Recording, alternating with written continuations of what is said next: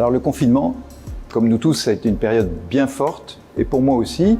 Alors de quelle manière? Eh bien peut-être un petit peu d'entendre quels étaient les besoins et voir comment on pouvait y répondre. Voilà, donc soutenir aussi ceux qui y répondaient, trouver des bénévoles, et puis renouveler en permanence ce que nous pouvions proposer, car les choses ont évolué beaucoup au fur et à mesure du temps.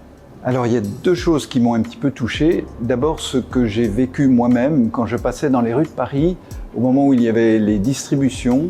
Alors évidemment, ce qui se passait pendant, beaucoup l'ont vu, et c'était assez touchant de voir à la fois des personnes qui étaient accueillies et des personnes qui étaient au service de ces personnes accueillies. Et puis une Fioretti que l'on m'a rapportée, qui m'avait aussi touché, c'est de voir qu'à la fin d'une distribution, eh bien, il n'y avait plus de panier repas. Et quelqu'un est arrivé à la fin et demandait à recevoir quelque chose. Et c'est une personne de la rue qui a dit « je vous donne mon panier repas ».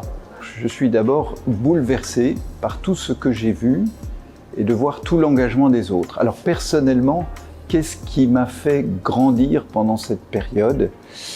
Eh bien, c'est d'avoir été si engagé ensemble et de voir combien ce que l'on peut faire se fait à plusieurs. Voilà, et de ne pas être tout seul dans la réflexion, ne pas être tout seul dans l'action. Voilà ce qui me porte du fruit pour l'avenir.